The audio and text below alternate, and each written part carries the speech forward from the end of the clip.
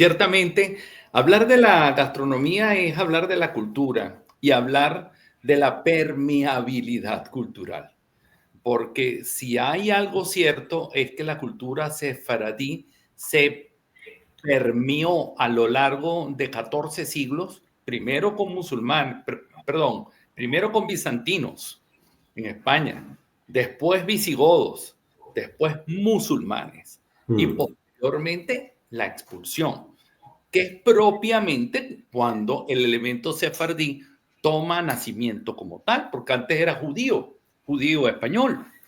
En el momento de la expulsión se producen cuatro direcciones.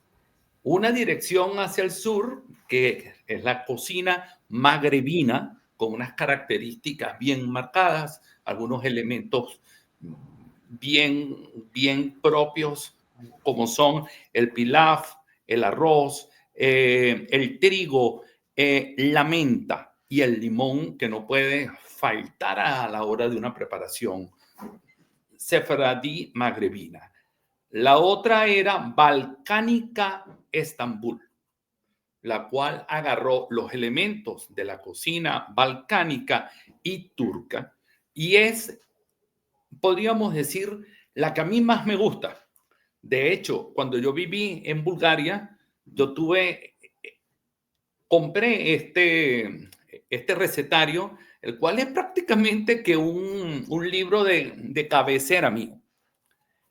Eh, y hay un tercer elemento, la cocina misrají, que es la sefradita, que absorbe elementos de la comida árabe, del Medio Oriente, Líbano, Siria, Irak. Y una cuarta, que es la que llega a América. En América se produce podríamos decir, una transformación gastronómica, el cual marcaría un hito en la historia de la gastronomía.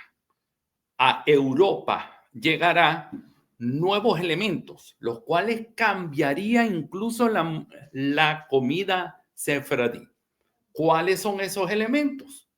El pimiento, el cual es de origen americano, el tomate. Imagínense hoy en día una comida sefardí sin tomate. Y aparte de eso, la calabaza, conocida en América como calabaza, como zapallo o auyama. Y aparte de eso, un cuarto elemento, el maíz. Estos cuatro elementos van a influir dentro de lo que es la comida sefardita a nivel mundial.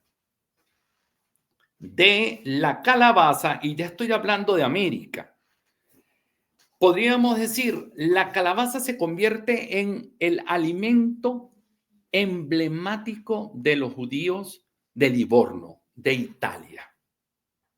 De hecho, es en Livorno, los españoles casi no consumían la calabaza dulce. Son los italianos los que le van a dar esa transformación dentro de lo que es los dulces y la torta. Entonces, esa torta deliciosa de calabaza que se come en la tradición sefardita viene de un elemento que es el americano, la calabaza. Otra cosa muy importante, el maíz. El maíz viene a ser un alimento muy importante para los judíos en épocas de Pesaj. ¿Por qué? No hay leudante. Entonces, por lo tanto, se va a convertir en comida obligatoria de los judíos de los Balcanes. Un plato simbólico sefradí y askenazi de Rumanía es el mamelige. El mameliga es la polenta hecha de maíz y es la que se come a lo largo de Pesaj. Ese elemento viene de América a través del maíz.